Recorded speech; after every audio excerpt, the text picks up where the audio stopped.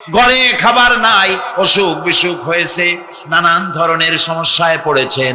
কোনো মাজার নয়, কোনো পীর নয়, মসজিদের ভিতরে চলে যান, উজু করে মসজিদে ঢুকে 2 রাকাত কাজায়ে হাজাতের নামাজ পড়েন।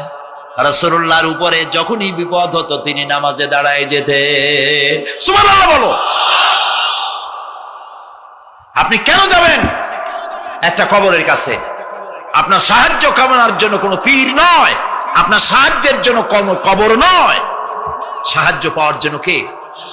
আল্লাহ চান আপনার ঈমানটা খালেস হোক। আল্লাহ তাআলা এটা বরদাস্ত করতে পারেন না যে মানুষ কারো কাছে গিয়া আরেকজনের কাছে গিয়ে নথি স্বীকার করুক। আল্লাহ সহ্য করেন না। ইন্না শিরকা লাযুলমুন আযীম, শিরক হচ্ছে মস্ত বড় জুলম, অত্যাচার। আল্লাহ সব থেকে অপছন্দ করেন কোন গুনাহ বলেন? শিরক। আল্লাহ সহ্যই করেন না। কেন করেন না? একটা যুক্তিতে আসে। যারা বিবাহ করেছেন তাদের স্ত্রী যদি স্বামীর সাথে যে ধরনের হাসি খুশি প্রেমের আদান প্রদান করে, স্বামী ছাড়া যদি আরেকজন পুরুষের সাথে এরকমের ভাব বিনিময় করে, ফোনে কথা বলে, প্রেম করে, খুব সুন্দর করে ভালোবাসা দিয়ে যদি চিঠি লেখে অন্য পুরুষের কাছে অথবা প্রেম নিবেদন করে, তাহলে স্বামীদের অবস্থা কেমন হবে বলেন? এইটার জবাব দিতে যদি দেরি হয় তো খুবই কুলক্ষণ। হ্যাঁ, ভয়ানক হবে, ভয়ানক হয়ে যাবে। নিজের চরিত্র যতই যা হোক, বউর চরিত্র ভালো চাই। আচ্ছা বলেন তো, স্ত্রী আপনার সঙ্গে যেভাবে প্রেমের হাসি হাসে, প্রেম নিবেদন করে, ওই রকম আরেকটা পুরুষের কাছে সাথে করলে আপনার সহ্য হয় না কেন?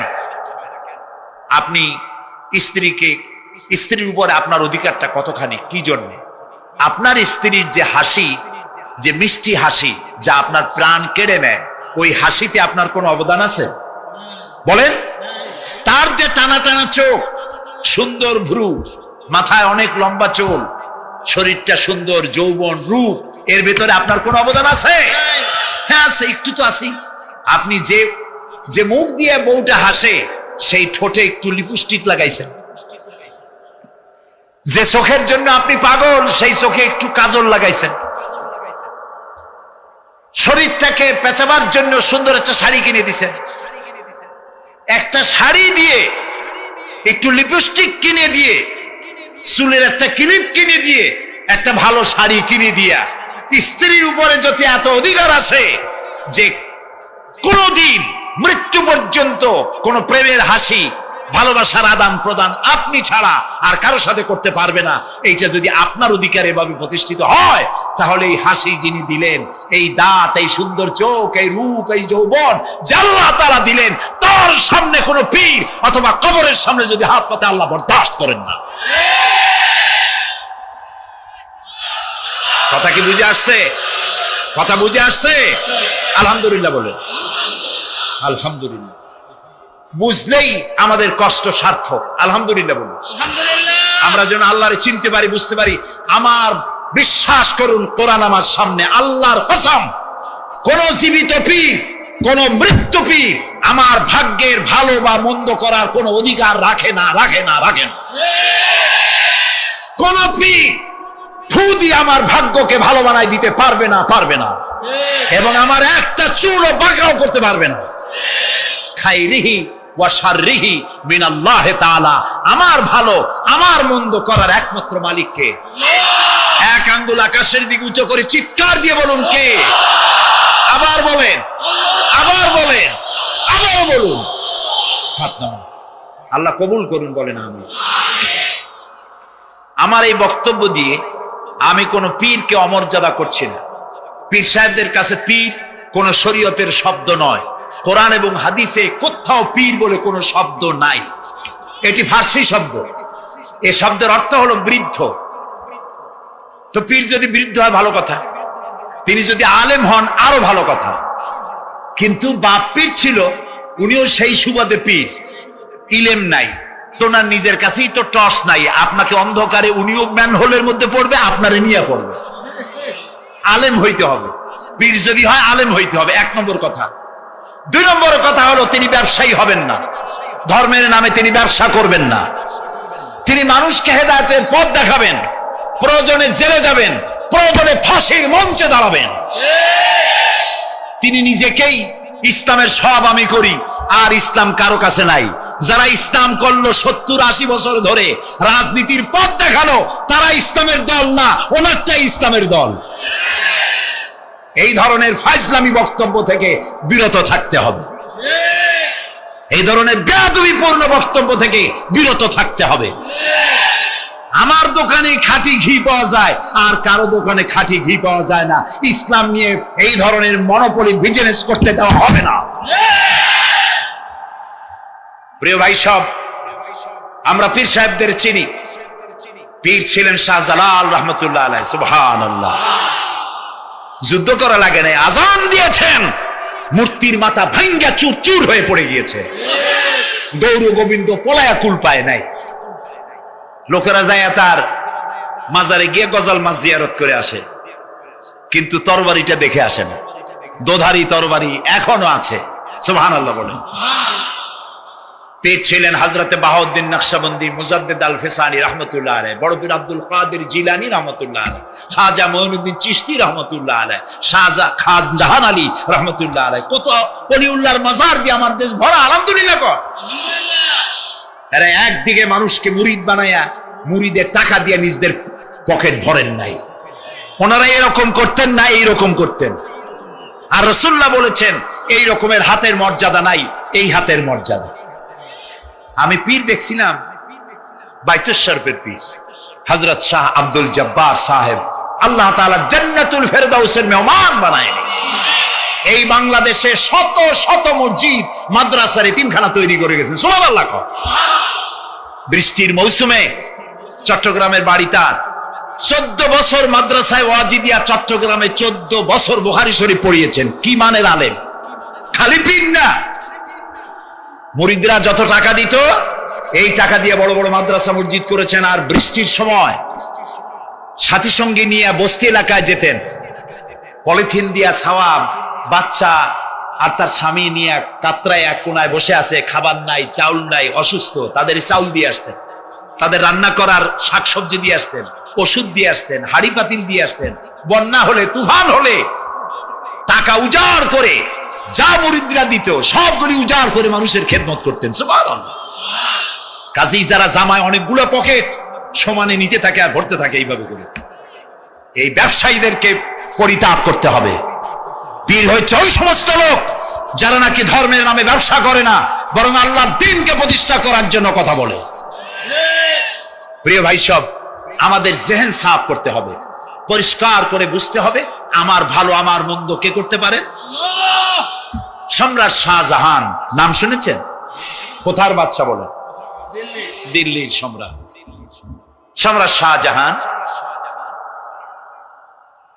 পৃথিবী জোড়া নাম তার। কবি বলছেন, শাহনে জাহাं को जिन्हें फख्र से देते थे बाज, वाज कब्र में है सूरह अलहम्दु की मोहताज। যে শাহজাহানকে কর দিয়া ট্যাক্স দিতে পারলে জনগণ নিজেদেরকে গৌরবান্বিত বলে মনে করত, সেই শাহজাহান কবরে শুয়ে আছে, সূরা ফাতিহার মুহতাজ হয়ে আছে, সুবহানাল্লাহ। যদি কেউ আমার কবরের কাছ থেকে হেঁটে যাইতো আর একটু সূরা ইখলাস পড়ে সবরেসানি করতো, আমি কিছু পাইতাম। আহারে, এই এতিম ফকির হয়ে শুয়ে আছে। এক ফকির দিল্লি ঘুরতেছে, একজন বলছে, ভাই তোমারে তো খয়রাত করে দেখতেছি আমি সেই ছোটবেলা থেকে, খালি তুমি খয়রাত করো। একটা জিনিস আপনারা মনে রাখবেন, গরিব, আজকে যারা গরিব পরিশ্রমের মধ্য দিয়ে কালকে তারা ধনী হতে পারে, কিন্তু যারা ভিক্ষুক, যারা ভিক্ষা করে, জিন্দেগিতে কোনোদিন তারা বড় হতে পারবে না। ভিক্ষা করা যাদের অভ্যাস, জীবনেও বাড়ি করতে পারবে না, জীবনেও ধনী হইতে পারবে না, কিন্তু গরিব ধনী হইতে পারবে। কারণ হলো আল্লাহর কাছে দুইটা বৈধ জিনিস অত্যন্ত ঘৃণিত। কয়টা? একটা হলো তালাক, আর একটা হলো ভিক্ষাবৃত্তি, মানুষের কাছে চাওয়া আল্লাহ পছন্দ করেন না। তো ভিক্ষুক ঘুরতেছে, একটা লোক বলল, মিয়া তোমার তো সারা জীবনই খরচ করতে দেখি। খরচ করবো না, করবো কি? যার কাছে যাই সে দেয় 4 আনা 2 আনা 1 টাকা, এর বেশি তো দেয় না। তেদি আমি কেমনে বড় লোক হই? কয় যে তুমি বাদশার চোখে দেখো না, বাদশার চোখে দেখো না। কয় বাদশার কাছে কি আমার মতো লোক যাইতে পারে নাকি? কল না, যাইতে হবে, যাও। বাদশা একবার যাবা, এমন দেওয়া দেবে জীবনে আর তোমার খরচ করা লাগবে না। পাতি শিয়ালের পিছনে ঘুরে তো লাভ নাই। পাতি শিয়ালে খায় মুরগি, তোমার একটা ঠ্যাং দেবে, দাঁতের খেলালের কাজ হবে না।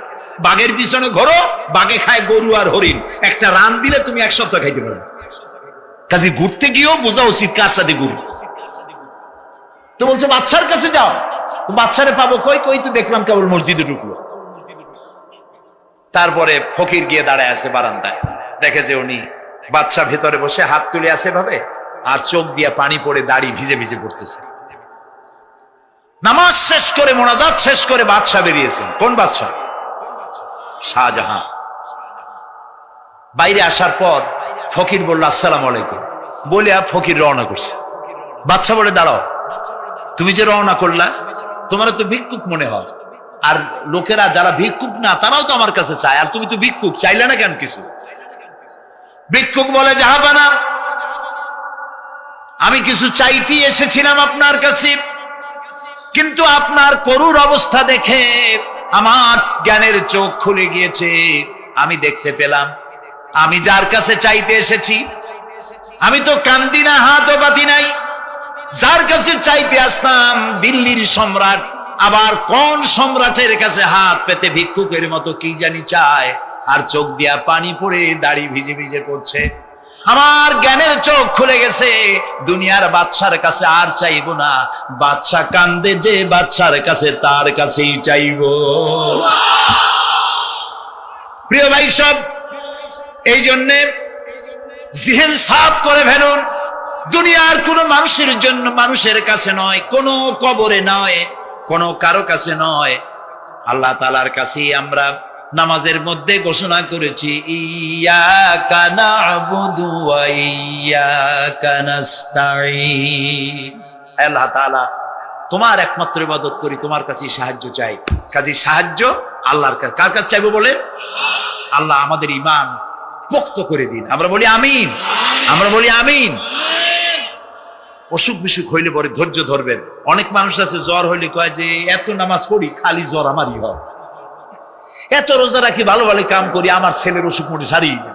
এই জাতীয় কথা বলবেন না। মোমেনের পায়ে মানুষ মারা যাবে, অসংখ্য বাড়ি ঘর শেষ হয়ে যাবে, এদেরকে রেস্কিউ করার মতো মডার্ন ইকুইপমেন্টস গভর্নমেন্টের কাছে নাই।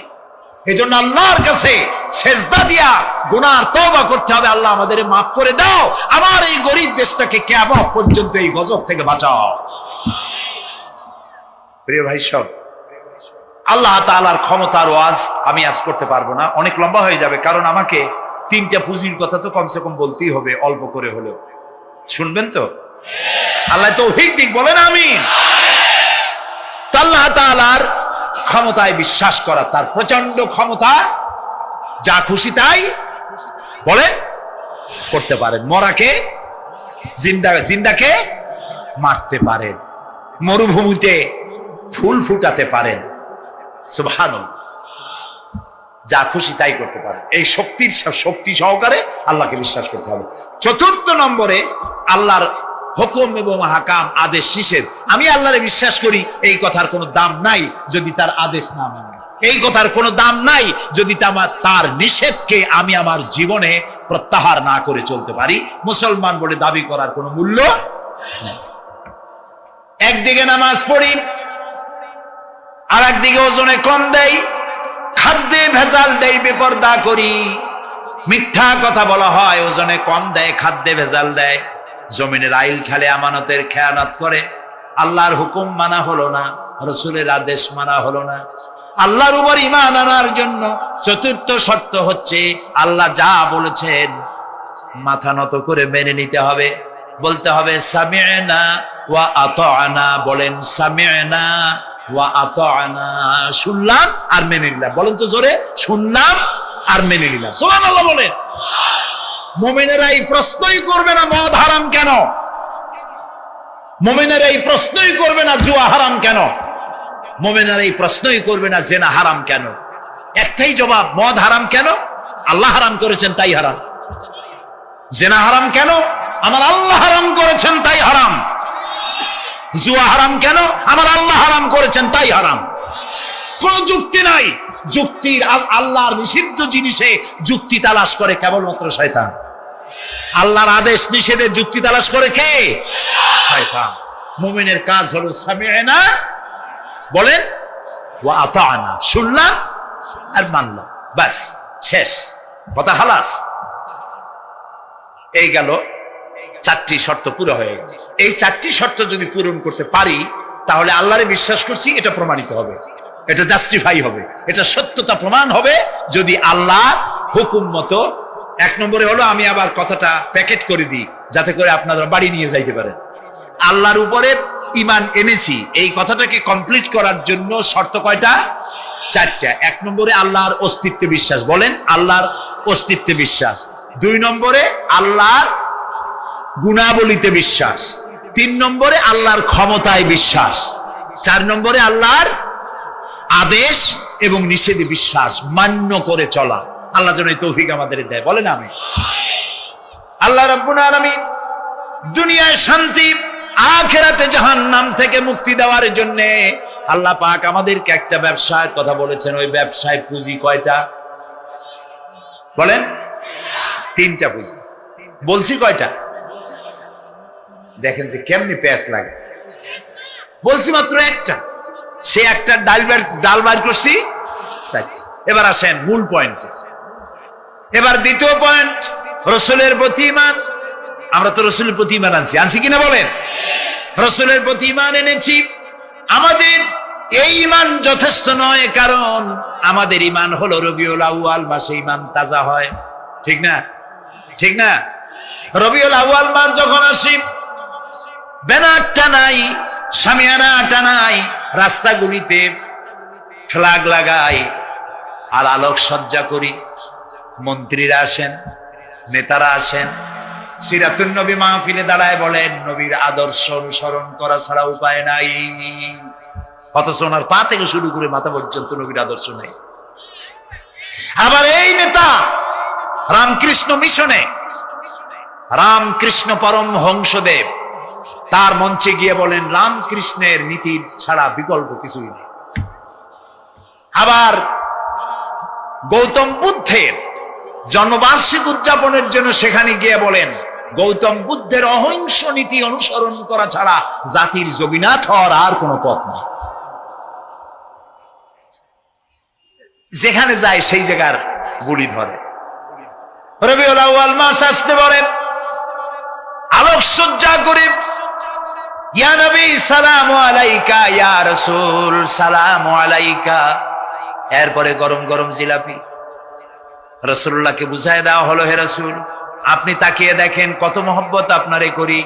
আপনার মহব্বতের জন্য আমাদের শহরের কোন মিষ্টির দোকানে আর মিষ্টি নাই, সব আমরা খাইয়া শেষ করছি। এই হলো মহব্বত। এই মহব্বতে এই ঈমানে কাজ হবে না। এই ঈমানে বলেন কাজ হবে।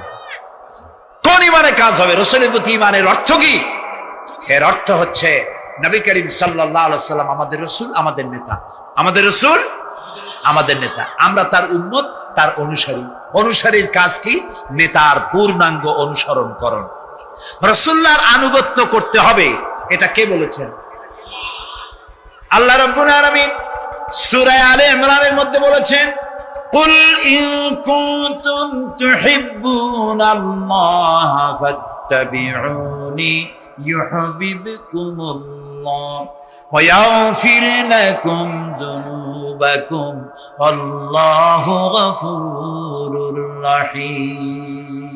হে নবী আপনি বলুন, তোমরা যদি আল্লাহকে ভালোবাসো তাহলে তোমার কাজ হচ্ছে, তোমরা যদি আল্লাহকে ভালোবাসো তাহলে তোমরা আমার আনুগত্য করো, আমার অনুসরণ করো। কার? রাসূলের। বলেন কার? রাসূলের অনুসরণ যদি তোমরা করো, খেয়াল করে শুনতেছেন তো? আল্লাহ তাআলা বলছেন নবী আপনি বলেন, তোমরা যদি আল্লাহকে ভালোবাসো, তোমাদের এই দাবি যদি সত্য হয়, তাহলে আমার অনুসরণ করো, আমার আনুগত্য করো। আমার অনুসরণ আমার আনুগত্য করলে পরে তোমাদেরকে আল্লাহ রাব্বুল আলামিন ভালোবাসবেন এবং তোমাদের তামাম জিন্দেগির সমস্ত গুনাহ খাতা আল্লাহ তাআলা মাফ করে দিবে।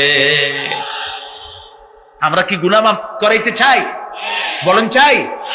আসুন রাসূলের আনুগত্য করুন। রাসূলের আনুগত্য কিরকম?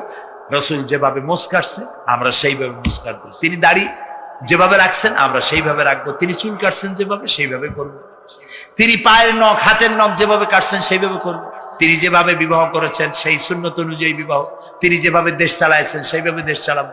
রাসূলের অনুসরণের অর্থ শুধু এই নয় যে তিনি যেভাবে সুরমা লাগাইছেন আমি ওইরকম সুরমা দেবো, তিনি যেভাবে কদু খাইছে আমিও কদু খাবো, এটা নয়।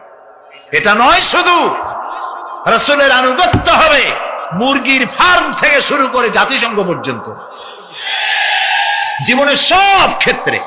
আর বিশ্বাস করতে হবে তিনি শেষ নবী, তারপরে আর কোন নবী আসবে। আল্লাহ রাব্বুল আলামিন সূরা আহজাবের মধ্যে বলেছেন, মা কানা মুহাম্মাদুন আবা আহাদিম মির রিজালিকুম ওয়ালাকিন রাসূলুল্লাহি ওয়া খাতামান নাবিয়্যিন।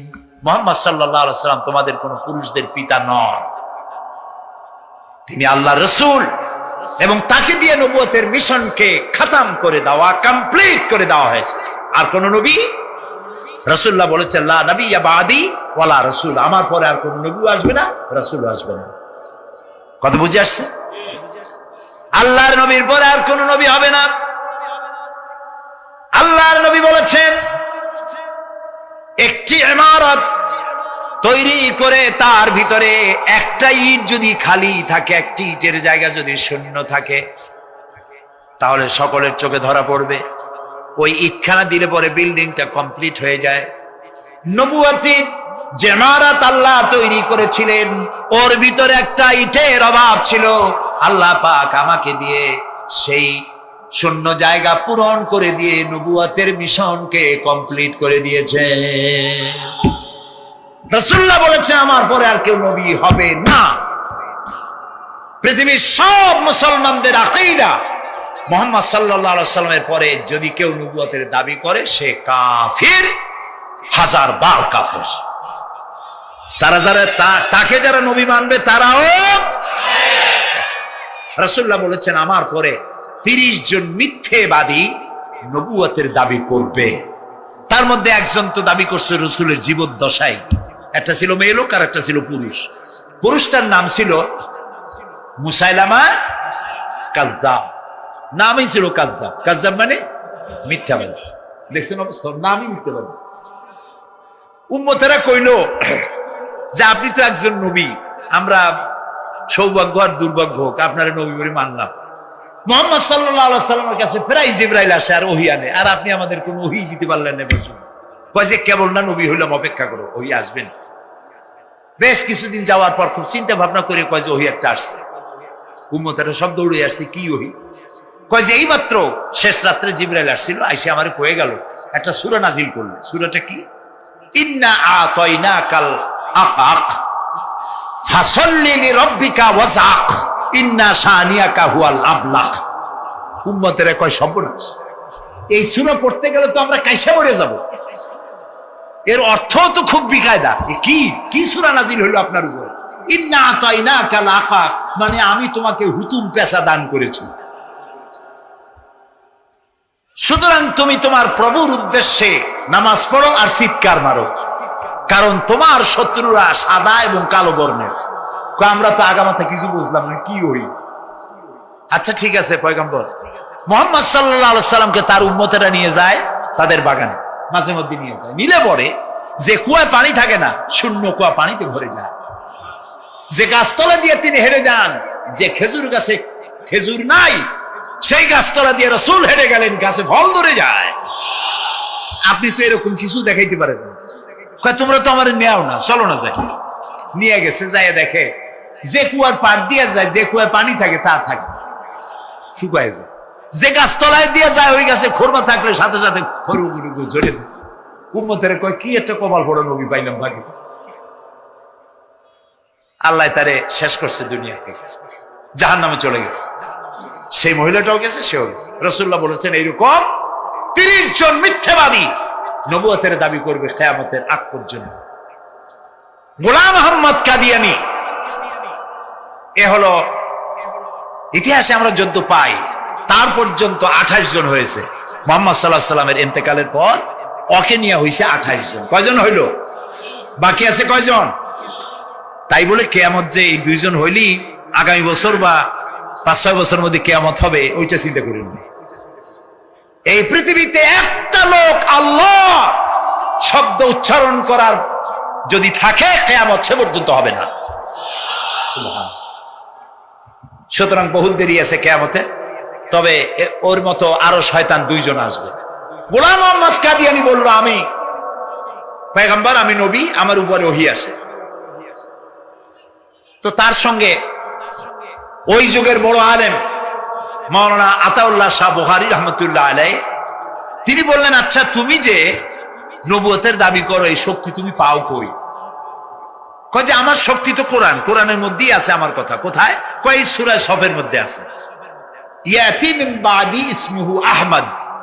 ঈসা আলাইহিস সালাম আমার ব্যাপারে ফোরকাস্ট করেছেন, ভবিষ্যৎবাণী দিয়েছেন যে আমার না পরকালকে যারা বিশ্বাস করবে না তাদের সম্পর্কে আল্লাহ পাক বলছেন, ওয়াল্লাযীনা কাযযাবু বিআয়াতিনা ওয়া লিকাইল আখিরাতি হাবিতাত আমালুহুম।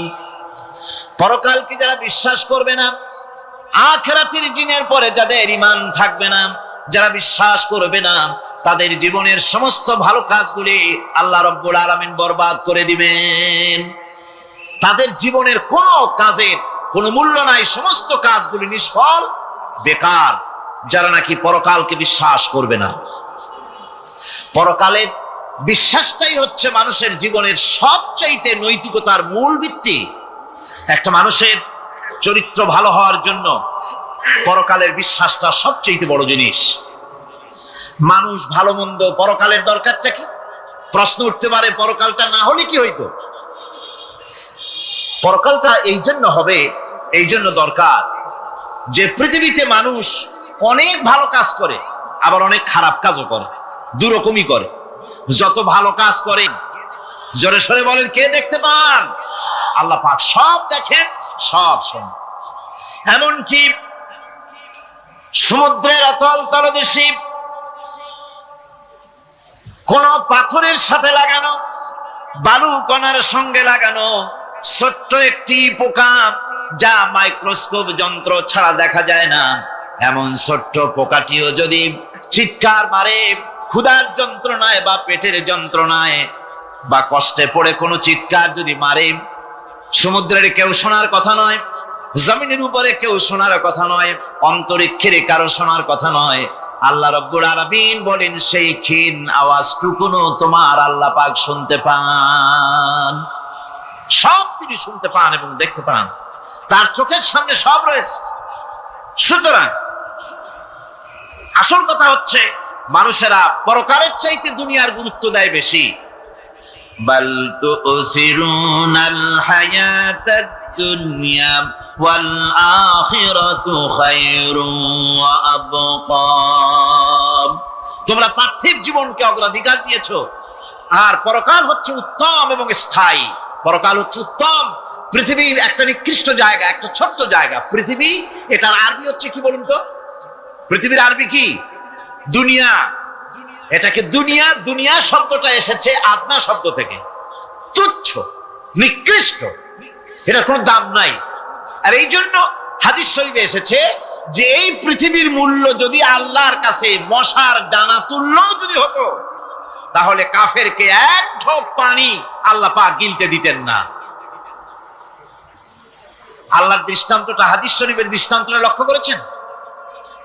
এই পৃথিবীর মূল্য যদি একটা মশার ডানার তুল্য যদি হতো, আপনাকে কেউ যদি 1 লক্ষ মশার ডানা যদি কেউ আপনাকে জোগাড় করে দেয়, আপনি কয় টাকা দিয়ে কিনবেন? কোন কথা বলতেছেন না? খুব আগ্রহ আছে কেনার নাকি? 4 আনা দিয়েও 4 পয়সা দিয়েও আপনারা কেউ কিনবেন না, যেহেতু মশার ডানা 10 কোটি ডানা জোগাড় করে দেন, নদী করবোটা কি? কাজেই দৃষ্টান্তটা লক্ষ্য করুন যে এই পৃথিবীর মূল্য যদি আল্লাহ পাকের কাছে একটা মশার ডানার তুল্য যদি হতো, তাহলে আল্লাহ রাব্বুল আলামিন কাফেরকে এক ঝোঁকটা নিগিলতে দিতেন না। তার মানে এটার কোনো দাম নাই। তো যেটার দাম নাই সেটার দাম আমরা খুব বেশি দিয়েছি।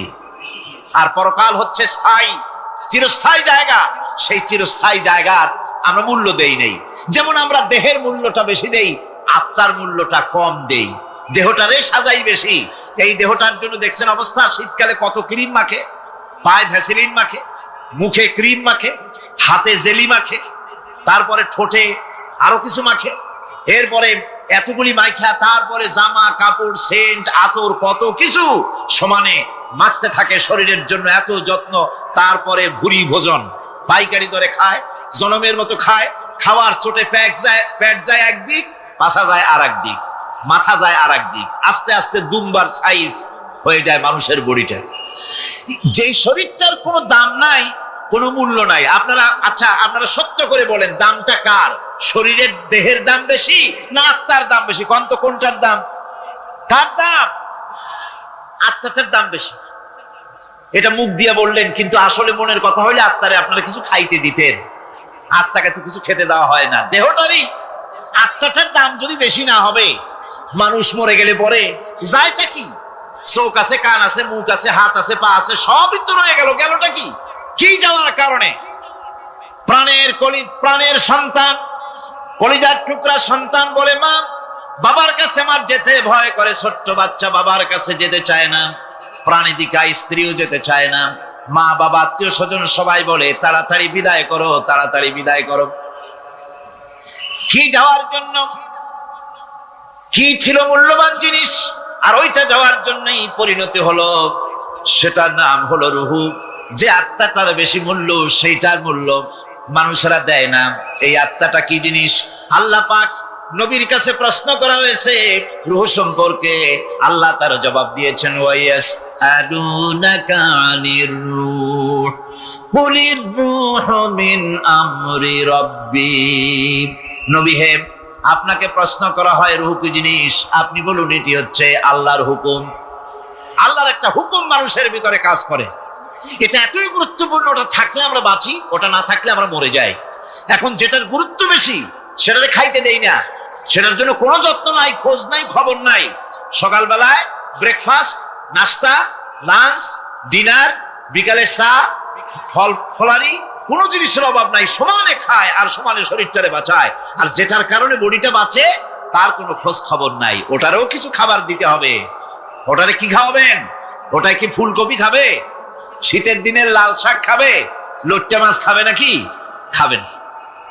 রূপচান্দাও খাবেন।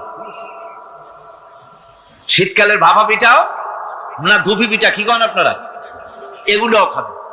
সুতরাং এই যে শরীর, আপনার আত্মাটা, ওরে খাইতে দিবেন কি? ও কচু খায় না, মূলাও খায় না, দুধও খায় না, পনিরও খায় না, ঘিও খায় না, মাছ গোশতও খায় না। যেহেতু এই আত্মাটা এসেছে রূহের জগৎ থেকে, তাই ওর খাদ্য এই পৃথিবীতে বানানো হয় নাই। দেহ তৈরি হয়েছে মাটি থেকে, মাটির উপাদান দিয়ে, সেজন্য তার খাদ্য বানানো হয়েছে মাটির উপাদান দিয়ে। আর আত্মা যেহেতু এসেছে আল্লাহর কাছে থেকে, রূহের জগৎ থেকে, সেজন্য আল্লাহ রাব্বুল আলামিন আত্মার খাদ্য পাঠিয়েছেন লৌহ মাহফুজ থেকে। খাদ্যের নাম হচ্ছে তেলাওয়াতে কোরআন। তেলাওয়াতে কোরআন। কোরআনে কারীম তেলাওয়াতে আত্মার সমৃদ্ধি হতো। কোরআনে কারীমের তেলাওয়াত, অনুধাবন, এর দ্বারা আত্মার সমৃদ্ধি হতো। যেহেতু কোরআন হচ্ছে রূহের খোরাক, সেই খোরাক দেওয়া হচ্ছে না তাকে। কাজে আমি বলতেছিলাম যে যে জিনিসের মূল্য বেশি আমরা তার মূল্য দিতে জানি না, যেটার মূল্য কম সেটার মূল্য দেই বেশি। অনুরূপ ভাবে এই পৃথিবীর কোন দাম নেই, আল্লাহ পাক বলছেন, সেই জিনিসটার মূল্য আমরা বেশি দিলাম, আর পরকালের চিন্তা আমাদের দিল থেকে উবে গেল। এজন্য আল্লাহ রাব্বুল আলামিন বলেন, ইন্নাল্লাযীনা লা ইউমিনুনা বিল আখিরাতি যায়্যান্না লাহুম আ'মালাহুম ফাহুম ইয়ামাহুন। যারা পরকালের প্রতি ঈমান আনে না, পরকালকে যারা বিশ্বাস করে না, তাদের ক্রিয়াকাণ্ডকে তাদের কাছে চিত্তাকর্ষক বানায় দেওয়া হয়। আর এভাবে এভাবে তারা পথভ্রষ্ট হয়ে যায়। দুনিয়া তাদের কাছে বেশি মজা লাগে, দুনিয়াটা বেশি ভালো লাগে। ভাই হুজুর, তাফসীরের মাহফিল ভালো লাগে, আবার যখন কীর্তন শুনতে যাই, সিনেমা দেখতে যাই, তাও খারাপ লাগে না, তাও ভালো লাগে। মিলাদ শরীফও ভালো লাগে, কীর্তনও ভালো লাগে, ওয়াজ মাহফিলও ভালো লাগে, গানও ভালো লাগে, সিনেমাও ভালো লাগে। এই যে দুই জিনিস ভালো লাগে, এটা হলো মুনাফিকি রোগ। এটা কি রোগ বলেন না সবাই? এটা কি রোগ? মুনাফিকি রোগ। ইমানের স্বাদ যখন নষ্ট হয়, তখন এই অবস্থার সৃষ্টি হয়। বিষাক্ত সাপ যখন মানুষকে দংশন করে, রাতের অন্ধকারে বিষাক্ত সাপে মানুষকে দংশন করেছে, ওঝা আনা হলো। ওঝা এসে সর্বপ্রথম টেস্ট করবে যে সাপটা কি বিষাক্ত না এমনি সাধারণ সাপে তাকে দংশন করেছে, সাপটা কি ধরনের। এটা টেস্ট করার জন্য সাপে কাটা রোগীর মুখে ওঝা মুখের মধ্যে খুব ঝাল মরিচ অথবা লবণ এটা দেয়। দিলে পরে সে যদি বলে পানি পানি লাগে, খুব ঝালওয়ালা মরিচ কিন্তু মুখে পানি পানি লাগে, বুঝতে হবে বিষাক্ত সাপে কামড়িয়েছে। আর যদি ঝালকে ঝাল বলে, লবণকে লবণ বলে, তিতকে তিতো বলে, তাহলে বোঝা যাবে বিষাক্ত সাপে কামড়ায় নাই। তো বিষাক্ত সাপের প্রধান আলামত হলো এই, বিষাক্ত সাপে যখন মানুষকে কাটে, তখন তার প্রথম বিষক্রিয়া হচ্ছে তার রক্তকে জাম করে দেয় আর জিহ্বার স্বাদকে নষ্ট করে দেয়। এই পৃথিবীতে যত বিষাক্ত সাপ আছে, সবচাইতে মারাত্মক আর বিষাক্ত সাপ হচ্ছে শয়তান। সবচাইতে বিষাক্ত সাপ কি? এই শয়তান যাকে ওয়াসওয়াসা দেয়, শয়তান যাকে দংশন করে, শয়তান যারে ফুটবল বানাতে পারে, সর্বপ্রথম তার ইমানের স্বাদ নষ্ট করে দেয়। তখন আখিরাত ভালো লাগে না, তখন মসজিদ ভালো লাগে না, তখন ওয়াজ মাহফিল ভালো লাগে না, তাফসীর মাহফিল ভালো লাগে না, তখন সিনেমা পছন্দ হয়, গান পছন্দ হয়, মেলা পছন্দ হয়, সাংস্কৃতিক অনুষ্ঠান, নাচ, উল্টাপাল্টা কাম, এই সমস্ত পছন্দ হয়। আল্লাহর ইসলাম ভালো লাগে না, পছন্দ হয় না। আল্লাহ পাক বলেন, পরকালকে যারা অস্বীকার করে তাদের মনের তাদের জন্য এই দুনিয়াটাকেই তাদের সামনে চিত্তাকর্ষক, তাদের ক্রিয়াকাণ্ডকে চিত্তাকর্ষক করে দেওয়া হয়, আর এর ভেতরেই তারা পড়ে থাকে। ফলে এই সব পরকালে অবিশ্বাসী লোকগুলি অহংকারী হয়। তারা কি হয়? আল্লাহ পাক বলেন, فَالَّذِينَ لَا يُؤْمِنُونَ بِالْآخِرَةِ قُلُوبُهُمْ مُنْكِرَةٌ وَهُمْ مُسْتَكْبِرُونَ। পরকালের প্রতি যারা ঈমান আনে না, পরকালকে যারা বিশ্বাস করে না, তাদের মন সত্য কথাকে অস্বীকার করে, আর এই লোকগুলি অহংকারী হয়ে যায়, ধরাকে সরাক জ্ঞান করে। কি হনুরে এই অবস্থার সৃষ্টি হয়ে যায়। সে মনে করে যে পৃথিবী আমার, উলট পালট করে দে মা, লুটে পুটি খাই। পরকালে বিশ্বাস নাই, যা খুশি সে তখন তা করতে থাকে এবং অহংকারী হয়ে যায়। পরকালীন জীবনের অস্বীকৃতি আজকে নতুন কিছু নয়। আজও এক শ্রেণীর লোক আছে যারা বলে পরকাল বলে কিছুই নাই। আল্লাহ সম্পর্কে বলে দেয়ার ইজ নো গড, স্রষ্টা বলতে কিছু নাই। পরকালকেও বিশ্বাস করে না এমন লোক আমাদের দেশে আছে কিনা? কোন জোরে কোন আছে কিনা? যথেষ্ট তৈরি হয়েছে এবং বর্তমান সময় বেশি তৈরি হয়েছে।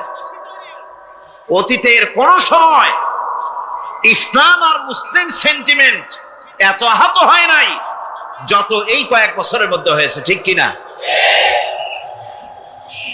পরকালকে অস্বীকার করেছে, কোরআন শরীফকে আগাগোড়া সংশোধনের কথা বলেছে, আল্লাহকে মিথ্যাবাদী বলেছে। নাউজুবিল্লাহ পড়েন না কেন? নাউজুবিল্লাহি মিন যালিক। আল্লাহকে মিথ্যাবাদী বলা হয়েছে, কোরআনের সংশোধনের দাবি উঠেছে, মাদ্রাসার ভেতরে ডাকাত দুষ্ট পয়দা হয় বলা হচ্ছে। এভাবে করে তারা আল্লাহকে অস্বীকার করেছে, কোরআনকে অস্বীকার করেছে, পরকালকে অস্বীকার করছে। পরকালকে সেই অতীতের যুগের কাফেররাই অস্বীকার করে নাই, বর্তমান যুগেরও এক শ্রেণীর লোকেরা, তারা আবার মুসলমান নামধারী, নাম মুসলমানি নাম লাগানো আছে, পরকালকে তারা অস্বীকার করছে। এদের ভিত্তি হচ্ছে এই, তারা বলে ইন হিয়া ইল্লা হায়াতুনা দুনিয়া ওয়া মা নাহনু বিমাবউসিন। তারা বলে এই দুনিয়ার জীবনটাই একমাত্র জীবন, এই দুনিয়ার জীবনই হলো একমাত্র জীবন, আমরা আর উঠবো না পরকালে, পরকাল বলে কিছুই নাই, পরকাল বলে কোনো জিনিস নাই, আমাদেরকে কিয়ামতে আল্লাহর দরবারে ওঠা লাগবে না। সুতরাং তারা ওমর খৈয়ামের মুরিদ হয়ে যায়। তারা বলতে থাকে, এই বেলা ভাই মদ খেয়ে নাও, কাল নিশীতের ভরসা কই, চাঁদনি জাগিবে যুগ যুগ ধরি, আমরা তোমার রবনাশ হই। যত পারো মদ খাও, নগদ যা পাও হাত পেতে নাও, বাকির খাতায় শূন্য থাক। দূরের বাদ্য কিলাপ শুনে মাঝখানে যে বেজায় ফাঁক। কোথায় কিয়ামত আর কোথায় পরকাল, কোথায় বিচার, কোথায় হাসর, কোথায় সিরাত, কোথায় মিজান, আর মাঝখানে টাটকা সুখগুলো ছাড়িয়ে দেবে একটা কথা, মাঝখানের এই টাটকা সুখগুলি গ্রহণ করো, মজা করো। এই সব শিক্ষা দেওয়া হয় ওই সেকুলার শিক্ষা ব্যবস্থার মাধ্যমে কলেজে এবং বিশ্ববিদ্যালয়গুলিতে। যার কারণে পরকালের বিশ্বাস নাই বলে এমন কোনো কাজ নাই যা তারা করতে পারে না। এই মাত্র কয়েক মাস দেড়েক আগে রাজশাহী ইউনিভার্সিটিতে যে কাণ্ডটা ঘটে গেল, মনে আছেন আপনাদের? পত্র পত্রিকায় আপনারা পড়েছেন। এবং আমি রাজশাহীতে গিয়ে সেখানে প্রত্যক্ষদর্শী যারা দেখেছে তাদের মুখে শুনেছি, শিক্ষাবর্ষ সমাপন করেছে যে সব ছাত্র ছাত্রীরা, তারা র্যাগ উদযাপন করছে। র্যাগ ডে উদযাপন যেদিন করবে সেই দিনে তারা উচ্ছৃঙ্খল কাপড় চোপড় করেছে, ছেলেরা এবং মেয়েরা উভয়। এমন ভাবে কাপড় পরেছে যে কাপড় দ্বারা তারা শরীরের গোপন অঙ্গগুলি দেখা যায়। এরপরে আজেবাজে চিৎকার দিয়েছে, আজেবাজে স্লোগান দিয়েছে, গাধার মতো, কুকুরের মতো, শিয়ালের মতো তারা ডেকেছে। আমি বুঝি না চিন্তাধারা কেমন দেউলিয়া হয়ে গেল। শিক্ষাবর্ষ বিশ্ববিদ্যালয়ের সর্বোচ্চ শিক্ষাঙ্গন থেকে লেখাপড়া শেষ করে বেরোচ্ছে, যাওয়ার সময় তারা বিশ্ববিদ্যালয় থেকে কুকুরের ডাক দিল, শিয়ালের ডাক দিল, ছাগলের ডাক দিল। কি প্রমাণ করতে চাইলো? যে 16 বছর লেখাপড়া করে বিশ্ববিদ্যালয়ের অঙ্গন পেরিয়ে গোটা জাতির জন্য ছাগল হয়ে আমরা আবির্ভূত হচ্ছি, অথবা কুকুর গরুর ভূমিকায় আমরা আবির্ভূত হচ্ছি। নাউযুবিল্লাহি মিন যালিক। এরপরে মিছিল শেষ করলো, সন্ধ্যাবেলায় শুরু হলো সাংস্কৃতিক অনুষ্ঠান। বিদ্যুৎ কর্তৃপক্ষের সঙ্গে বোধহয় লাইন করেছিল।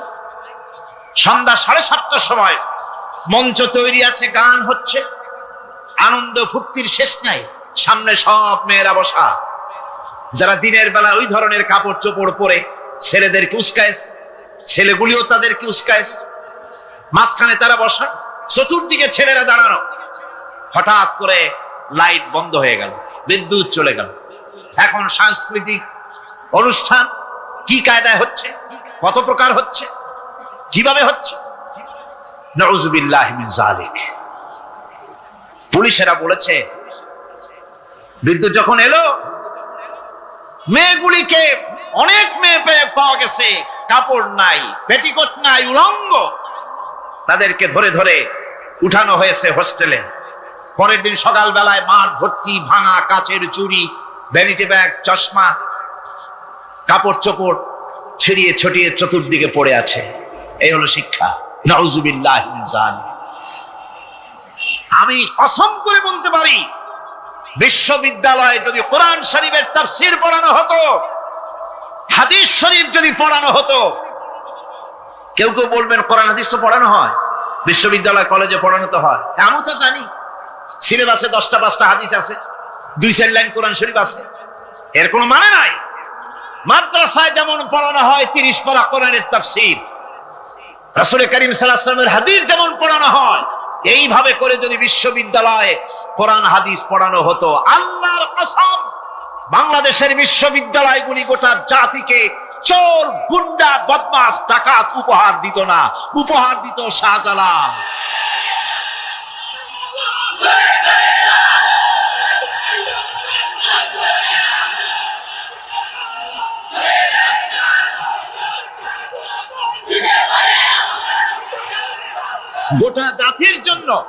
গোটা জাতির জন্য বিশ্ববিদ্যালয় সমূহ উপহার দিতে পারত। উপহার দিত শাহ মাকদুম, শাহজালাল, খান জাহান আলী, উপহার দিতে পারত খাজা মঈনুদ্দিন চিশতি, উপহার দিতে পারত খালিদ বিন ওলীদ, উপহার দিত সালাউদ্দিন আইয়ুবী। আল্লাহ পাক তাদের সকলের প্রতি রহম করুন, জোরে কোন আমিন। এরকম উপহার গোটা জাতিকে তারা দিতে পারত। কথা ঠিক কিনা গান? সুতরাং পরকালকে অস্বীকার করাই হচ্ছে এর মূলভূত কারণ। সেকুলার শিক্ষা ব্যবস্থা হচ্ছে এর মূলভূত কারণ। এই জন্য কোরআনে কারীম আল্লাহ পাক বলছেন, লাইসাল বিররা আন তুওয়াল্লু বুজুহাকুম কিবালাল মাশরিকি ওয়াল মাগরিব, পূর্ব পশ্চিমে কয়বার মাথা ঘুরালা, এইটাই তোমার পুণ্যবান সৎ কাজ হওয়ার এটা নমুনা নয়। প্রকৃতপক্ষের সৎ কাজ হচ্ছে আল্লাহ বিশ্বাস করা এবং পরকালে বিশ্বাস ভিত্তিক জীবন গড়া। ওই কাফেররা বলতো, وقالوا ما هي إلا حياتنا الدنيا نموت ونحيا وما يهلكنا إلا الدهر। আল্লাহ রাব্বুল আলামিন বলেন, এই কাফেররা বলতো দুনিয়ার জীবনটাই তো আসল জীবন, আমরা মরবো না, আমরা এখানেই থাকবো, এই জীবনটাই হলো আসল জীবন, এখানেই বাঁচবো, এখানেই মরবো, আমরা পরকাল বলে কোনো জিনিস নাই, আমাদের কোনো ওঠা লাগবে না, যা কিছু হয় যুগের আবর্তন ছাড়া কিছুই হয় না। শুধু তাই নয়, এই প্রশ্ন কাফেরদের মনের ভিতরে মারাত্মক আকার ধারণ করলো। তারা বলল, আইযা মিতনা ওয়া কুন্না তুরাবান যালিকা রাজউম বাঈদ, আমরা মাটির সাথে মিশে যাব, আমরা মরে যাব, মাটির সঙ্গে মিশে যাব, তারপরে আমাদেরকে জীবিত করা হবে, এটা তো জ্ঞান বহির্ভূত কথা, এটা তো মাথায় ঢোকে না, কথাটা কেমন? এই সবগুলি আল্লাহ রাব্বুল আলামিন দুনিয়ার মানুষের সামনে তুলে ধরেছেন। তাকায় দেখো, নজর করে দেখো, এই সুন্দর করে জমিন ও আসমানকে সৃষ্টি করেছি, চাঁদ সূর্যকে সৃষ্টি করেছি। এবার লক্ষ্য করো, আনতুম আশাদ্দু খালকান আমিস সামাউ বানাহা, তোমাদের সৃষ্টি করা বেশি কঠিন না ওই বিশাল আকাশটাকে তৈরি করা বেশি কঠিন? কোনটা বেশি কঠিন? অত বড় বিশাল আকাশটাকে যিনি সৃষ্টি করলেন, তিনি তোমার মতো মানুষকে সৃষ্টি করতে পারবেন না? বার যিনি একবার বিনা মডেলে তোমাকে তৈরি করলেন, আল্লাহ কি সুন্দর দৃষ্টান্ত দিচ্ছেন, আনতুম আশাদ্দু খালকান আমিস সামাউ বানাহা, তোমারে কঠিন তৈরি করা বেশি কঠিন, ওই বিশাল আকাশটাকে বেশি তৈরি করা বেশি কঠিন? অত বড় বিরাট জিনিসটাই তো আল্লাহ তৈরি করে ফেলেছে, বিশাল আকাশ, মহাশূন্য। আর সেই মহাশূন্যের তুলনায়, মহাবিশ্বের তুলনায় পৃথিবী কত ছোট। আমাদের সবচাইতে কাছে। বিজ্ঞানীরা হয়রান হয়ে যাচ্ছে আকাশের চিন্তা করে, মহাকাশ চিন্তা করে ক্রমান্বয়ে হয়রান হয়ে যাচ্ছে। আমাদের সবচাইতে নিকটতম যে গ্যালাক্সিটা আছে, এই গ্যালাক্সিটার ব্যাস হচ্ছে, যেটা সবচাইতে ছোট, গরিব গ্যালাক্সি, এটা বিজ্ঞানীরা বলেছে গরিব গ্যালাক্সি, দিনহীন। এই গরিব গ্যালাক্সি যেটা আমাদের সবচাইতে নিকটে, পৃথিবীর সবচাইতে কাছে, এর ব্যাস হচ্ছে, এর পরিধি হচ্ছে 1,00,000 আলোকবর্ষ সমান। 1,00,000 আলোকবর্ষ, প্রতি সেকেন্ডে আলোর গতি কত? 1,86,000 মাইল প্রতি সেকেন্ডে। প্রতি সেকেন্ডে যে আলোর গতি 1,86,000 মাইল, এর মিনিট, এর ঘন্টা, এর সপ্তাহ, এর মাস, এর বছর, এরকম 1,00,000 আলোকবর্ষ হচ্ছে সেই ছায়াপথের ব্যাস, এটার পরিধি। এটা হলো গরিব গ্যালাক্সি। আর এই গ্যালাক্সিতে বাস করে 10,000 কোটি তারকা। বিজ্ঞানীরা বলছেন যে তারকাগুলি সূর্যের চাইতে লক্ষ কোটি গুণে অনেক বড়। সুবহানাল্লাহ। তাহলে মহাকাশ সম্পর্কে চিন্তা করে মানুষ আজ অবাক হয়ে যাচ্ছে, চিন্তায় হয়রান হয়ে যাচ্ছে।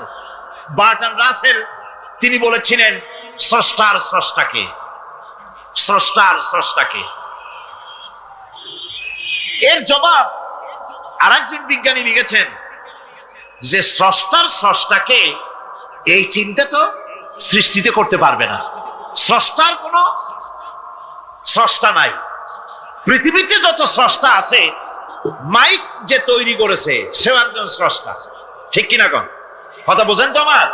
মাইক যে তৈরি করেছে সেও একটা স্রষ্টা, ওই প্যান্ডেল যে তৈরি করেছে সেও একটা স্রষ্টা, চেয়ার টেবিল যে সৃষ্টি করেছে সেও একটা স্রষ্টা। কিন্তু এরা কেউ পূর্ণাঙ্গ স্রষ্টা নয়, কারণ এই মাইকটা তৈরি করার যত উপাদান, সমস্ত উপাদান আল্লাহ রাব্বুল আলামিনের তৈরি করা। কথা ঠিক কিনা? তুমি শুধু অ্যাসেম্বল করেছো, তুমি শুধু এগুলোকে এক জায়গায় করেছো। তোমার বাপেরও ক্ষমতা নেই লোহা তৈরি করা। পারবা লোহা তৈরি করতে? আরে কথা কন না কেন মিয়া সাহেব? পারবেন লোহা তৈরি করতে? পারবেন একটা বাঁশ বানাইতে? বাঁশ হোক লোহা হোক যা সব বাদ দেন, মাথার একটা চুল বানাইতে পারবেন? পাট দিয়া রং দিয়া পরচুলা বানাইতে পারবেন, কিন্তু চুলের মতো করে একটা চুল বানাইতে পারবেন না। মানুষের শরীরে রক্তের মতো করে এক ফোঁটা রক্ত মানুষের শরীরের বাইরে বানান তো দেখি। তাহলে মানুষের যখন রক্তের প্রয়োজন হয় তখন মানুষের কাছ থেকে রক্ত ধার নেওয়া লাগতো না, ফ্যাক্টরিতে রক্ত তৈরি হয়ে থাকতো, কোনো অসুবিধা হতো না। এক ফোঁটা রক্ত বানানোর শক্তি গোটা পৃথিবী মানুষের। সুতরাং তোমরা স্রষ্টা হলেও তোমরা হচ্ছ নাকের স্রষ্টা। ধার করো, অন্যের জিনিস ধার করে বানাও। মুকাম্মাল স্রষ্টা হচ্ছেন কে? আসল স্রষ্টা কে? এরকম বললে হবে না, গায়ের সমস্ত শক্তি দিয়ে বলেন আসল স্রষ্টা কে। ওই বিজ্ঞানী বলছেন যে বার্টন রাসেল বলছে স্রষ্টার স্রষ্টা কে। স্রষ্টার স্রষ্টা তুমি খুঁজে পাবে না, তোমার মাথায় ঢুকবে না। আগে সৃষ্টি চিন্তা করো। তিনি বলেছেন একটা লবণ, একটা লবণের কণা, লবণ বলেন তো, একটা লবণের কণা, এক কণা লবণের ভেতরে যে কেলাস থাকে, এর ভিতরে যে সমস্ত উপাদান থাকে, সেই লবণের কণাগুলির মধ্যে কতগুলি উপাদান থাকে, সেই উপাদানগুলি চিন্তা করতে 1000 বার্টন রাসেলের মস্তিষ্কের প্রয়োজন। তো একটা লবণ কণার ভিতরে কি আছে সেইটাকে উদ্ধার করার জন্য যদি 1000 বার্টন রাসেলের মস্তিষ্ক লাগে, তাহলে গোটা বিশ্ব আকাশ আর জমিন যিনি সৃষ্টি করেছেন তাকে চিন্তা করা কি তোমার মগজে কুলাবে? দুনিয়ার প্রথম দিন থেকে শুরু করে কিয়ামত পর্যন্ত যত মানুষ এসেছে আর যত মানুষ আসবে, স্রষ্টা সম্পর্কে চিন্তা করার অসম্ভব ব্যাপার। স্রষ্টার সামনে শুধু মাথাই নত করবা। তিনি কোত্থেকে এসেছেন, তিনি কে জানার দরকার নাই। তিনি আল্লাহ। তার নাম কি? মাথা নত করে দাও সামনে। তিনি আল্লাহ, সর্বশক্তিমান আল্লাহ, রব্বুল ইজ্জত ওয়াল জালাল। তিনি ছিলেন, তিনি আছেন, তিনি থাকবেন। তিনি অনন্ত, তিনি অসীম, তিনি চিন্ময়, তিনি অব্যয়, তিনি অক্ষয়, তিনি শাশ্বত, যার কোনো শুরু নাই, যার কোনো শেষ নাই। সুবহানাল্লাহ। সুতরাং সেই মহান আল্লাহ রাব্বুল আলামিন তিনি বলছেন, বান্দারা তোমারে বানানো কঠিন না ওই বিশাল আকাশটা বানানো কঠিন? অত বড় বিশাল আকাশটাই তো আমি তৈরি করেছি। তোমার মৃত্যুর পরে তোমাকে জিন্দা করা মোটেই কোনো কঠিন ব্যাপার নয়, এটা খুবই সহজ। ভাইরা আমার, আল্লাহ সুবহানাহু ওয়া তাআলা পৃথিবীর মানুষকে এসব দৃষ্টান্ত দিয়ে সুন্দর করে মানুষকে বুঝাচ্ছেন। তিনি মানুষকে পরিষ্কার করে বুঝিয়েছেন। আল্লাহ পাক বলেন, এই পৃথিবীতে এসব প্রশ্নের চূড়ান্ত জবাব দিতে গিয়ে আল্লাহ পাক বলছেন, কুল ইউহিহাল্লাযী আনশাআহা আউওয়ালা মাররা ওয়া হুয়া বিকুল্লি খালকিন আলীম। বলে দাও, তোমাদের মৃত্যুর পরে সেই আল্লাহ রাব্বুল আলামিন তোমাদেরকে জিন্দা করবেন, যিনি তোমাদেরকে প্রথমবারে তৈরি করেছিলেন। প্রথমে যিনি সমস্ত জিনিস সৃষ্টি করেছেন, ওই আল্লাহ রাব্বুল আলামিন তোমাদেরকে আবার জিন্দা করবেন। আর এসব জিনিসকে খেল তামাশার বিষয়বস্তু করে তৈরি করা হয় নাই। সমস্ত জিনিসের পেছনে বিরাট উদ্দেশ্য কাজ করেছে। একটা লক্ষ্য নিয়ে, সামনে নিয়ে, উদ্দেশ্য নিয়ে আল্লাহ তৈরি করেছে। আল্লাহ পাক বলছেন, وَمَا خَلَقْنَا السَّمَاوَاتِ وَالْأَرْضَ وَمَا بَيْنَهُمَا لَاعِبِينَ। এই পৃথিবীতে আকাশ, ওই বিশাল আকাশ এবং জমিন এবং এর মধ্যস্থিত কোন জিনিসকে আমি খামোখা তৈরি করি নাই, খেল তামাশার বিষয়বস্তু হিসাবে তৈরি করি নাই। যারা নাকি জ্ঞানবান, যারা বুদ্ধিমান, তাদের সম্পর্কে আল্লাহ বলেন, الذين يذكرون الله قياما وقعودا وعلى جنوبهم ويتفكرون في خلق السماوات والأرض ربنا ما خلقت هذا باطلا সুবহানাকা ফাকিনা আযাবান নার। যারা নাকি জ্ঞানবান, যারা চিন্তাশীল, যারা শুধু পাইকারি দরে খায় আর ঘুমায় না, যারা চিন্তা ভাবনা করে, তারা দাঁড়ানো অবস্থায়, বসা অবস্থায়, সব অবস্থায়, আকাশ জমিন, রাত দিনের পরিবর্তন, মানব সৃষ্টি, এ সব কিছু চিন্তা গবেষণা করে বলে, রব্বানা মা খালাকতা হাযা বাতিলা, এর কোনো কিছুই তুমি নিরর্থক ভাবে সৃষ্টি করনি, সবগুলোই তুমি বিশেষ উদ্দেশ্য নিয়ে তৈরি করেছো। ফাকিনা আযাবান নার, সুতরাং আমাকে জাহান্নামের আগুন থেকে তুমি রক্ষা করো, আমাকে তুমি রক্ষা করো। আমরা সবাই বলি আমিন। চিন্তাশীল এবং গবেষক যারা, তারা এভাবে চিন্তা ভাবনার মাধ্যমে এ সব কিছু তারা বুঝতে পারে যে এই পৃথিবী খেল তামাশার বিষয় নয়। এই পৃথিবীকে আল্লাহ পাক এমনি এমনি তৈরি করেন নাই, দুনিয়ার মানুষগুলিকেও খামোখা সৃষ্টি করেননি, এর পেছনে বিরাট উদ্দেশ্য কাজ করেছে এবং আমাদের সকলকেই আল্লাহ রাব্বুল আলামিনের কাছে হাজির হতে হবে। সুতরাং এই পৃথিবীতে দুনিয়ার চাইতে অগ্রাধিকার দিতে হবে আখিরাত। দুনিয়ার চাইতে অগ্রাধিকার দিতে হবে কোনটাকে বলে?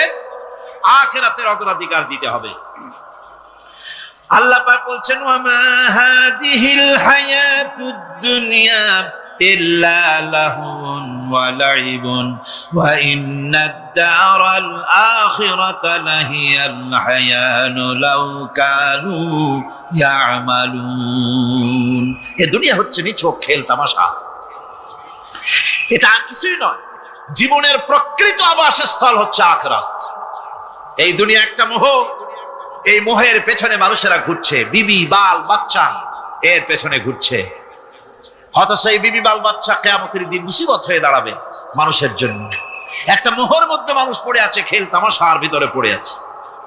আল্লাহ পাক বলছেন, কুল মাতাউদ দুনিয়া কালিলুন ওয়াল আখিরাতু খায়রুল লিমান ইত্তাকা।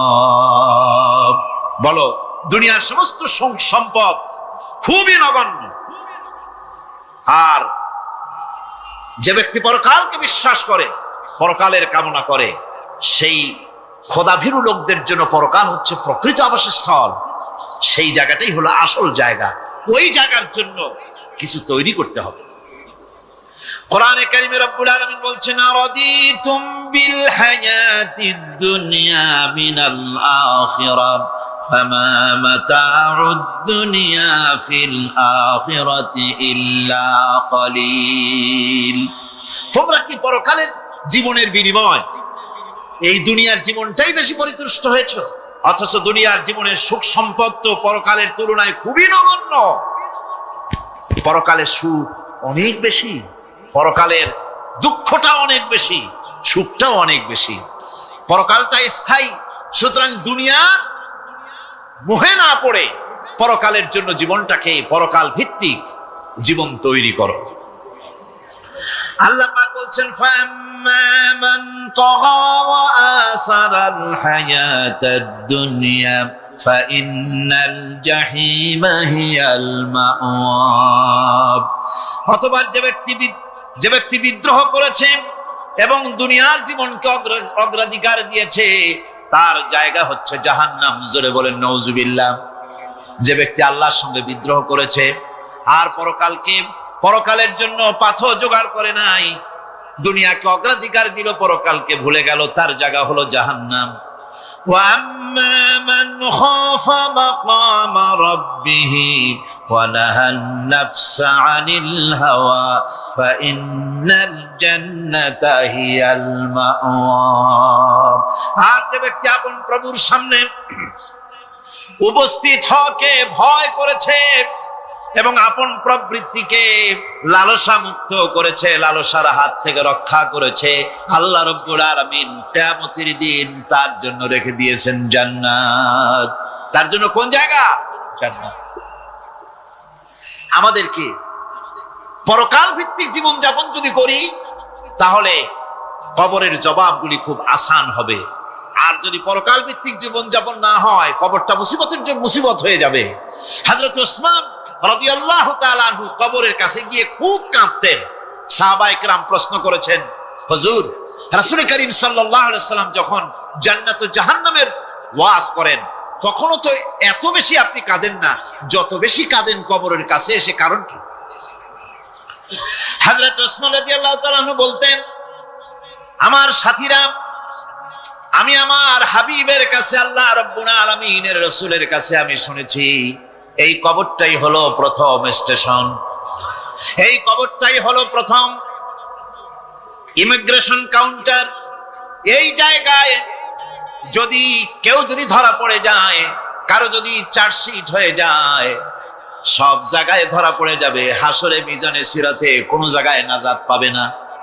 আর এই কবরটা যদি কেউ মুক্তি পেয়ে যায়, মিজান সিরাত হাসর সব জায়গা থেকে আল্লাহ তারে ভালোভাবে পার করে দিবেন। এটা হলো আসল জায়গা। হায় আফসোস, আমার এত আরামের ঘুম থেকে কে আমাকে জাগ্রত করলো? আমার ঘুমটারে নষ্ট করলো কে? আওয়াজ আসবে, হাদা মা ওয়াদার রহমান ওয়া সাদাকাল মুরসালুন। এটা হচ্ছে রহমানের সেই ওয়াদা, আর মুরসালিনরা, নবীরা সত্য কথাই বলেছিলেন। সেই কিয়ামত অনুষ্ঠিত হচ্ছে। আমার বন্ধুগণ, সেজন্য এই দুনিয়ার মোহে পড়ে থাকলে পরে দুনিয়ায় যারা অগ্রাধিকার দিবে দুনিয়াকে পরকালের তুলনায়, জবাব দিতে পারবে না কবরের ভিতরে গিয়া। আর যারা পরকালকে অগ্রাধিকার দিবে, দুনিয়ার চাইতে পরকালকে বেশি অগ্রাধিকার দেবে, আর আল্লাহর ভয় কলিজার ভিতরে রাখবে, কবরের জবাব সঠিকভাবে দিতে পারবে, কিয়ামতের দিন আল্লাহ রাব্বুল আলামিন তাদের জন্য জান্নাত দান করবেন। জোরে বলেন আমিন। দুনিয়াটা হচ্ছে দুনিয়া যেখানে আমরা আসি। আমি আগেই বলেছি, দুনিয়া হচ্ছে আদনা শব্দ থেকে এর উৎপত্তি হয়েছে। তুচ্ছ, নিকৃষ্ট, এটার দাম নাই, এটার মূল্য নাই। হযরত ইবনে কাইয়িম রাহিমাহুল্লাহ নওয়ারাল্লাহু মারকাদাহু ওয়া জাআলাল জান্নাতা মাসওয়াহু। হযরত ইবনে কাইয়িম তিনি বলছেন, সুন্দর করে বলছেন দুনিয়া সম্পর্কে, মা মাদা ফিদ দুনিয়া আহলামুন ওয়া মা বাকিয়া মিনহা আমানি ওয়াল ওয়াক্তু বাইনাহুমা দাইউন। মা মাদা ফিদ দুনিয়া আহলাম, জীবনের যে অংশ ফেলে এসেছি সেটা আজ একটা স্বপ্ন। ওয়া মা বাকিয়া মিনহা আমানি, আর জীবনের যে অংশ সামনে বাকি আছে সেটা এখন একটা আকাঙ্ক্ষা। ওয়াল ওয়াক্তু বাইনাহুমা দাইউন, আর এর মাঝখান থেকে সময় সব চলে যাচ্ছে। কত বড় কথা চিন্তা করেছেন? জীবনের যে অংশ ফেলে এসেছি তা আজকে স্বপ্ন, তা আজ কি বলেন? স্বপ্ন। আর সামনে যা আছে সেটা আকাঙ্ক্ষা, আর মাঝখান থেকে সময় সব চলে যাচ্ছে। এরপরে তিনি বলছেন, وَمَنْ يَسْحَبِ الدُّنْيَا يَكُنْ مِثْلَ قَابِضٍ عَلَى الْمَاءِ خَالَتْهُ فُرُوجُ الْأَصَابِعِ। দুনিয়াদারের অবস্থা হচ্ছে এই, কেউ যদি দুই হাতে পানি খামসায় ধরে, দুই হাতে কি ধরছে বলে?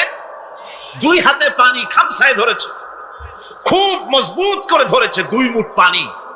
বলেন থাকবে কতটুকু? কতটুকু থাকবে? এক ফোঁটাও থাকবে না, কারণ তার আঙ্গুলের ফাঁক তার সাথে খেয়ানত করবে, আঙ্গুলের ফাঁক দিয়া পানিগুলি সব বেরিয়ে চলে যাবে। সুতরাং দুনিয়া যারা চায় তারা ঠিক পানি খামসায় ধরলে পানি যেমন হাতের ভেতর থেকে খেয়ানত করে চলে যায়, যারা দুনিয়া চায় দুনিয়াও তাদেরকে এভাবে ফাঁকি দিয়ে চলে যায়। তবুও দুনিয়ার মায়া মানুষের এত বেশি।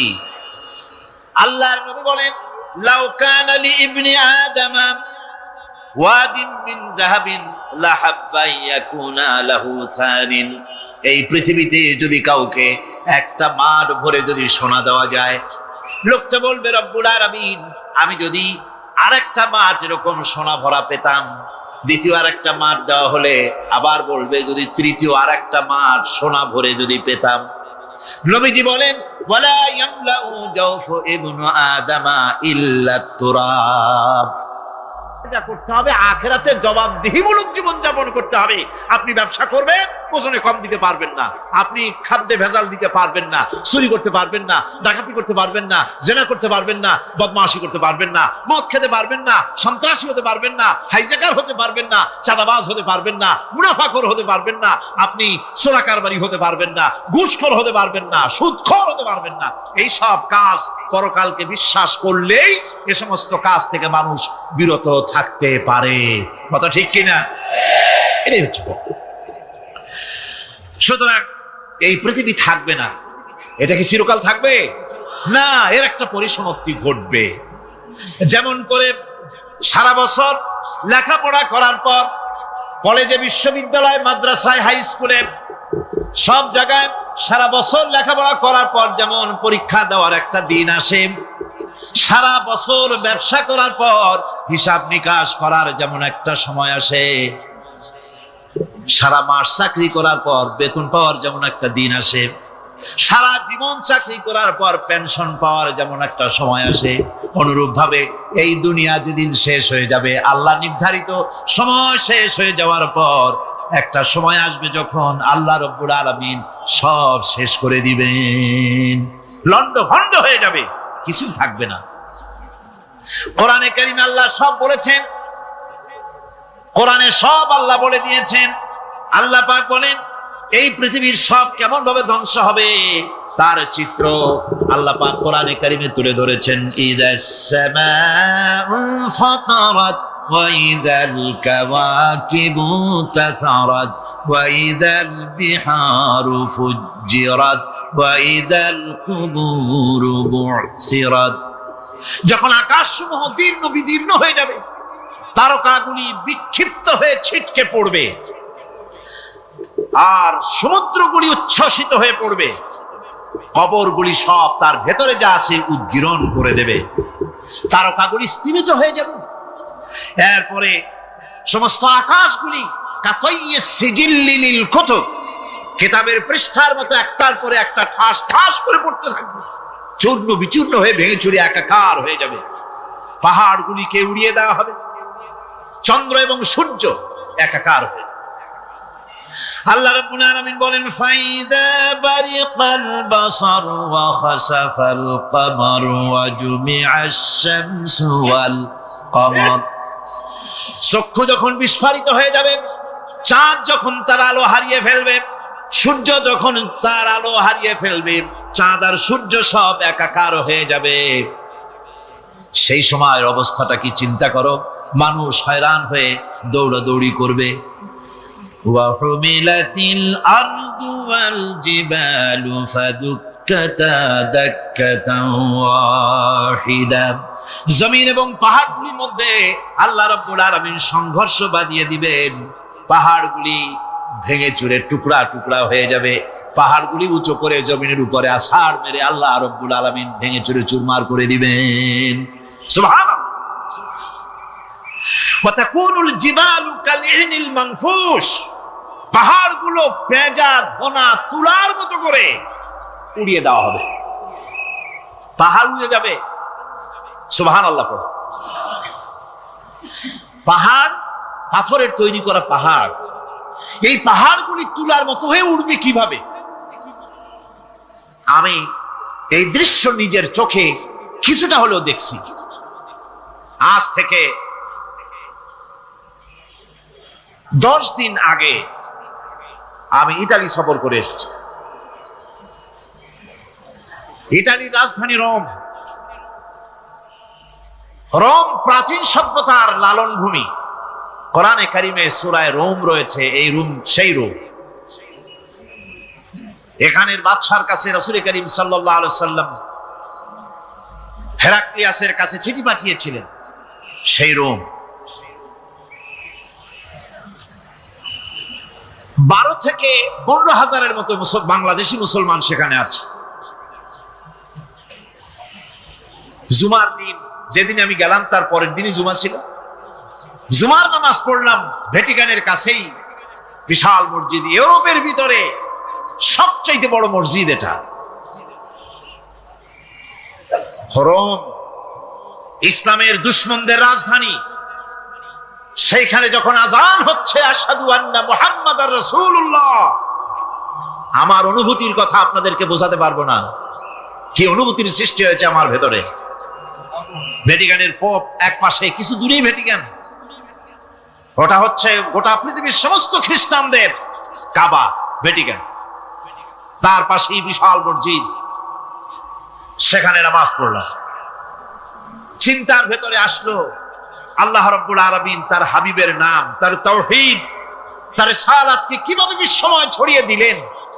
আবু জাহেল চাইছিল মুহাম্মদ সাল্লাল্লাহু আলাইহি ওয়াসাল্লামকে স্তব্ধ করে দেবে মক্কার জীবনেই। কত বদনাম, সাহের, কাহেন, কাযযাব, শায়ের, নাউযুবিল্লাহি মিন যালিক, কত গালাগালি করলো। আর আল্লাহ শুনালেন, হাবিব চিন্তার কোনো কারণ নাই, ওয়া রাফা'না লাকা যিকরাক, আমি আপনার প্রশংসা বিশ্বময় ছড়িয়ে দেব। সুবহানাল্লাহি ওয়া বিহামদিহি। রোম প্রোগ্রাম শেষ করে আমাকে তারা নিয়ে গেল, যেটা আমি বলছি সফর কাহিনী শোনাবার সময় এটা না, যেহেতু এর সঙ্গে প্রাসঙ্গিক সেজন্য বলছি। পাহাড় কেমনে তুলার মতো হয়ে উঠবে তার নজির দেখেছি। রোম শহর থেকে 300 মাইল দূরে, 300 কিলোমিটার দূরে নেপোলিয়ান বোনাপার্ট তার বাড়ি, এবং ওটা তার নামই একটা প্রভিন্স। ভূমধ্য সাগরের পারে ভিসুভিয়াস, পৃথিবীর সবচাইতে বড় আগ্নেয়গিরি, সেটা দেখাতে নিয়ে যাওয়া হলো আমাকে। যে পাহাড়টা পৃথিবীর মাটি থেকে তার চূড়া হচ্ছে 3 মাইল উঁচু, এর 2 মাইল গাড়িতে করে ঘুরে ঘুরে যাওয়া যায়, এরপর আর গাড়িতে যাওয়া যায় না, বাকিটুকুন যেতে হবে হেঁটে হেঁটে। পাহাড়ের উপরে অক্সিজেন কম, বেশ কষ্ট হচ্ছিল উঠতে। জীবনে প্রথম পাহাড়ে চড়েছি জাবালে নূর, রাসূল করিম সাল্লাল্লাহু আলাইহি সাল্লামের উপরে যেখানে ওহী হয়েছিল সর্বপ্রথম। পাহাড় চড়ার একটা অভিজ্ঞতা ওখান থেকে আমার কিছুটা হয়েছিল। খুব কষ্ট হলো বাকি 1 মাইল উঠতে। যখন ভিসুভিয়াসের একদম শীর্ষে চলে গেছি, সেখানে গিয়ে আমার সাথে 15-20 জন লোক ছিল। আমি নিজে আল্লাহু আকবার বলে আমার গলা থেকে আওয়াজ বেরিয়ে গেল। আমি দেখতে পেলাম ভিসুভিয়াসের শীর্ষে বিশাল গর্ত। আমার মনে হয় গর্তটা এই মাঠের 1/4 হবে, এই মাঠের 1/4 হবে গর্তটা। সেই গর্তটার গভীরতা হচ্ছে 1.5 কিলোমিটার। এইখান থেকে পাথরগুলি উত্থিত হয়েছে, আগ্নেয়গিরি পাথর আগুনে গলে লাভা হয়ে এগুলি পাহাড় বেয়ে উপচে পড়েছে, চতুর্দিকে 12 মাইল ছড়িয়ে গিয়েছে। আমার মনে পড়লো ওয়াকুদুহান নাস ওয়াল হিজারা, জাহান্নামের আগুনের ইন্ধন হবে মানুষ আর পাথর। আমি সেখানে সেজদায় পড়ে গিয়া কাঁদলাম আর বললাম, আল্লাহ জাহান্নামের আগুন হারাম করে দিও আমাদের জন্য। পাথর কিভাবে গললো, গলে পাথরগুলি গলে পুড়ে চতুর্দিকে পড়েছে। যৌন মিলনের অসংখ্য ছবি দিয়ে এই এলাকা ভরা। তখন আমি বুঝলাম আল্লাহর গজব হওয়ার কারণটা কি, এই শহরটা মাটির নিচে হলক হয়ে যাওয়ার কারণটা কি। আল্লাহ পাক জেনা ব্যভিচার যে দেশে বেশি হয় আল্লাহ পাক বরদাস্ত করেন। দুশ্চরিত্র যে দেশের মানুষ দুশ্চরিত্র হয়ে যায়, জেনা ব্যভিচার বেশি হতে থাকে, আল্লাহ হলক করে দেন, গজব দেন। এই গজব এক এক সময় এক এক রকমের হয়ে আসে। কখনো মাটির নিচে দাবায় দেয়, কখনো মহামারী, কোনো দেশে কলেরা, কোনো দেশে জলোচ্ছ্বাস, কোথাও ভূমিকম্প, আর সর্বশেষ এই জেনা ব্যভিচারের জন্য আল্লাহ পাকের চূড়ান্ত এই যৌনতার অশ্লীলতার জন্য চূড়ান্ত গজব বর্তমান বিশ্বের জন্য এইডস। আল্লাহ পাক এই গজব দিয়েছে।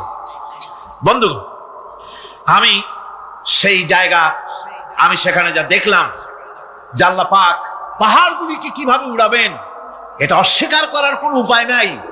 বিশ্বাস তো করতামই, তবে হযরত ইব্রাহিম আলাইহিস সালাম যেমন বলেছিলেন, রব্বি আরিনি কাইফা তুহিল মাউতা, আয় আল্লাহ তুমি মরাকে চিন্তা করবা কেমনে। আল্লাহ পাক বলেন, আওয়ালাম তুমিন, তুমি বিশ্বাস করো না?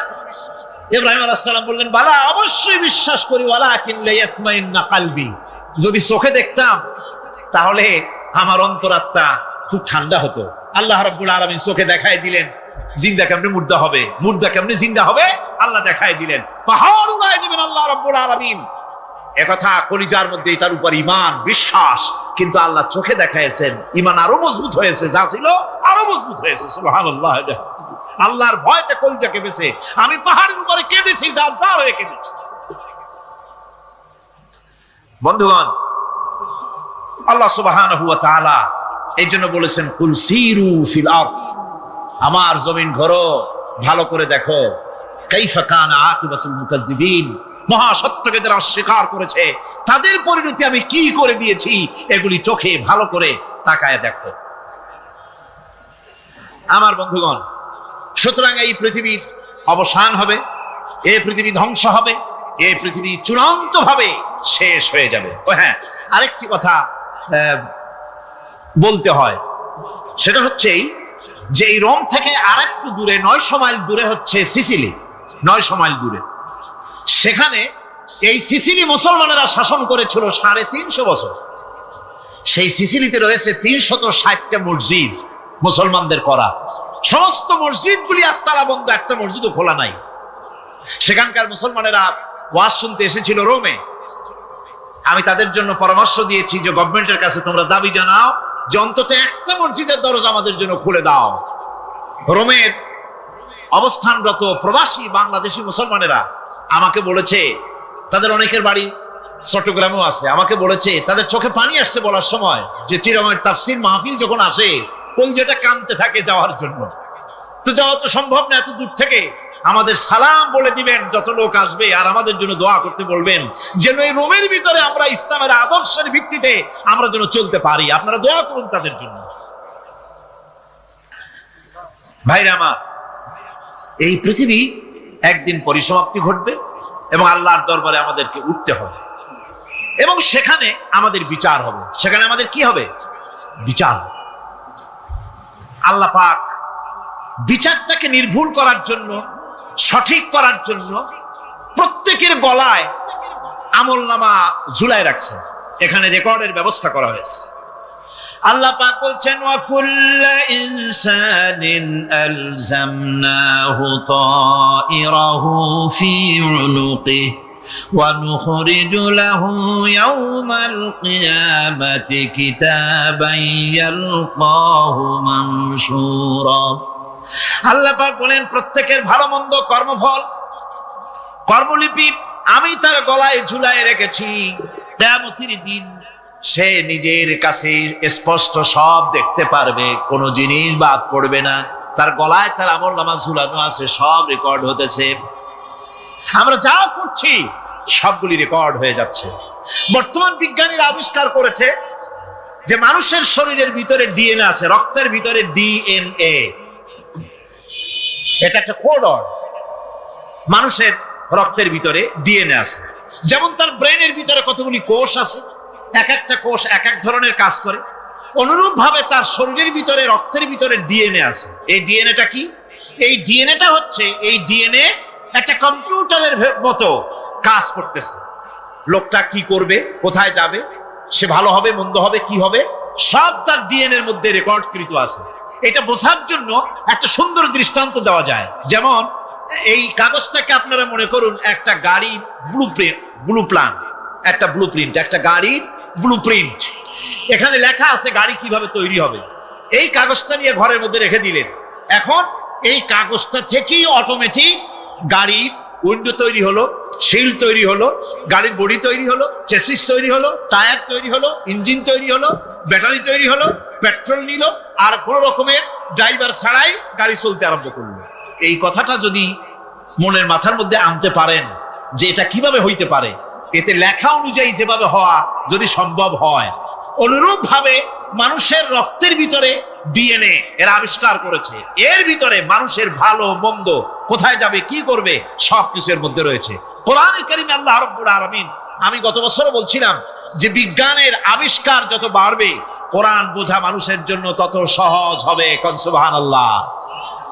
কোরআন বোঝা মানুষের জন্য তত সহজ হবে। সুতরাং মানুষের গলার সাথে আল্লাহ পাক বলছেন যে একটা আমলনামা আমি ঝুলাই দিয়েছি তার গলার সাথে, সে যা করতেছে ওখানে সব লিপিবদ্ধ হচ্ছে কম্পিউটারাইজড, কম্পিউটারের মতো এগুলি সব গ্রহণ করতেছে। এগুলি কিয়ামতের দিন তার সামনে হাজির করা হবে।